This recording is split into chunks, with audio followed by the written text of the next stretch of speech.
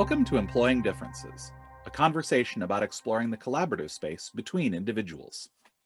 I'm Karen Gimnig. And I'm Paul Tevis. Each episode, we start with a question and see where it takes us. This week's question is, how do we stop people from growing? I don't think we intend to do this often, but I think it's useful to look at situations where in groups, in organizations, whatever it may be, how we often inadvertently undermine our own interests, stop people from growing and learning and getting better at whatever it is that we all kind of agree that we all need to get better at. I spent some time in HR in a learning and development role when I was working in corporate America, um, and we were charged with helping people to learn and grow, like to develop skills that were going to help them in their current role and in future roles. And things like that. And so I've dug a lot into what are the things that we need to do to help people to learn and grow. But I think it's also really useful to be aware of what are things that we may accidentally be doing that are stopping people from learning and growing. And this, we want to kind of dig into some of that stuff today. Yeah, so I think the big obvious ones that we know are not good, although we still do them, judgment, blame, put downs, like that whole package, which I think is about diverting from self, right? Like I think partly those are bad because they make people feel bad and they disrupt relationships. Those things are all true.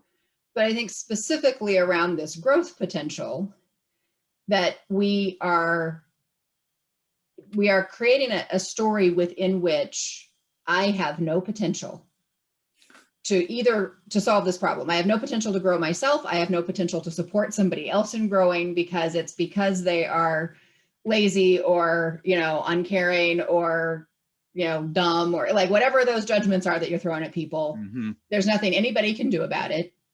That's just their problem. Or, it's their fault. They need to do something different. That's the only answer. That's the blame thing. All of that is, it makes me disabled. I can't do anything about it. And that's a pretty good way to prevent anybody from growing, myself and those around me. One of my least favorite practices in organizations is labeling individuals as high potential. Because this is a thing that happens all the time. And then we invest a bunch of resources in those people, right? We're going to give them time and money and things like that because they're high potential. Fundamentally, we all are high potential. The challenge is what most happens in organizations is that you're seeing whether or not that person as they are right now is a good match for the role that they're in the organization that they're in. It's actually the match that you're observing.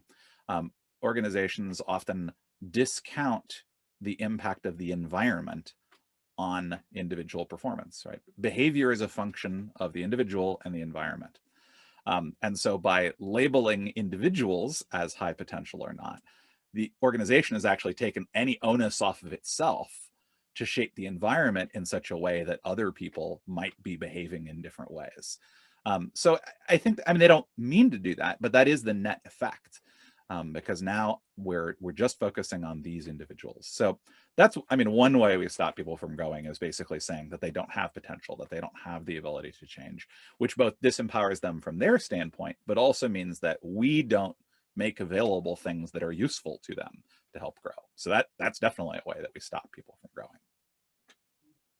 I think another is to compete or to ask people to compete, wherever that source is. If we are in a competitive environment, then I'm just holding on to doing my best. My best performance is the only thing I'm looking for. And I'm certainly not engaging with other people. And I think one of the things we're saying here is that while it's imaginable that I could just sit in a room by myself and grow, it's far more likely and far more productive to be growing in relationship with other people. And so if we get competitive, then I am disincentivized from investing in you and vice versa. And so that really richest, I think, growth space disappears because we're not in that interactive space. Yeah. one of the best ways we can stop people from growing is disabuse people of the notion that it is their job to help each other. I mean, it's one of these things that happens, like things that we know that help us grow, right, and help us learn, right, are things like feedback loops. Like we get information about how we are doing. And so one way to stop people from growing is cut off any feedback that they're getting. But also we grow and we learn when we have mentoring and support and empathy and coaching, like from other people who have done this or have other experiences. And so one way we stop people from growing is by telling, particularly as people go up in the organization, right? What we tell managers and directors and VPs, we tell them your job is to produce results. And we don't emphasize your job is to grow your people. Your job is to share what you have, to support people, to help them learn and grow, and to widely broadcast the message, hey, everybody, your manager's, your colleagues' job is to support you, is to give you help. Because when we think that we are imposing on somebody else by asking them to coach or mentor or support us in some way, we don't ask and we don't grow. And so I think that that emphasis on solely on delivering results rather than, hey, the way we deliver results is by growing our people, right? And actually seeing those two as intertwined. By treating it as a trade-off, we really do stop people from growing. I think a corollary to that is scorekeeping. This person achieved this, this, and this. That person achieved this, that, or that. And then if I do a thing, I'm interested in getting my name on it. I want credit for the thing that I did. None of that is growth producing. Mm-hmm. That it really takes us away from the interactive spaces where growth is most likely. Yeah.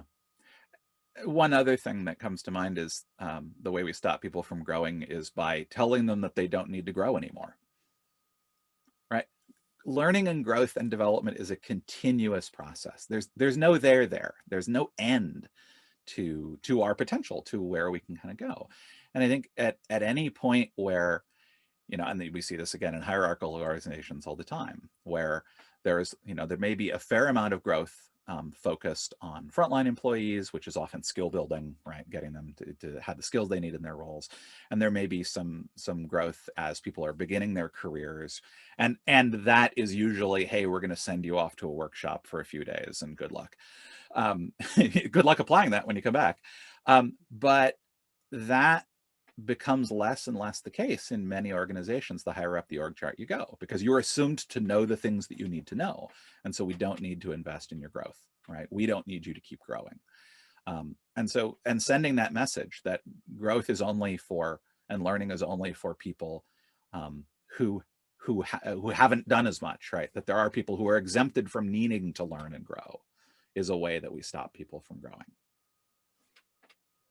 So I think to head towards summing up, I want to flip it a little bit and say, okay, so having gone down this road of what stops people from growing, and maybe we can identify some of those, what are the antidotes? And these are things that there are other episodes about that we've done. But the antidote to sort of the judgment blame is the curiosity and the what can I do? Curiosity about what's going on, curiosity about what I can do, problem solving kind of mindset. If we're in that hierarchical competitive space, we want to get more collaborative. We want to get rid of the scorekeeping and be more in team-minded oriented directions. And I think we want to be in the vulnerable space, which is another thing we keep coming up with, but we want to be in that space where we're vulnerable enough to ask for help, we're vulnerable enough to offer help. And the assumption is that the growth of every individual is the responsibility of every individual, and that helping someone else is every bit as valuable as completing your own tasks. Yeah. And that really is a cultural shift, right? That's a whole lot of assumptions and beliefs that are under there. I mean, and that's, I think, why we have difficulty making those shifts sometimes, because there's a lot of different things that we have to unpack around it. But I think when we do, I think fundamentally what organizations are seeing more and more, and this, I mean, this is organizations, this is groups, this is sort of communities as well. Like, we're actually realizing what the benefits are, the upsides are of sort of thinking continuously about how we keep our people growing. There's an old line um, about it's a CTO and a CFO talking to each other, and the CFO says, "Well, what if we invest in all of our people's growth and they just leave?" And the CTO says, "What if we don't and they stay?" And it's really fundamentally like how we think about this, and kind of there's a cultural belief that is sort of at the root of all this that says investing in our people and helping people grow and helping people learn is the way that we succeed collectively.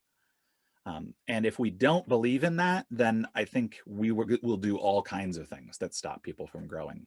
Not because we mean to, but because we do these things unconsciously that get in the way of growth. And I think that's the big takeaway here, is that making the unconscious conscious. I don't think any of what we've said here is a surprise or, ground shaking for anyone. But I do think that we do things unconsciously. And if we want to be growth oriented for all the reasons that's beneficial, making conscious thoughts about it and getting increased awareness is an important part of that path. Yeah. Well, I think that's going to do it for us for today. Until next time, I'm Paul Tevis. And I'm Karen Gimnig, and this has been Employing Differences.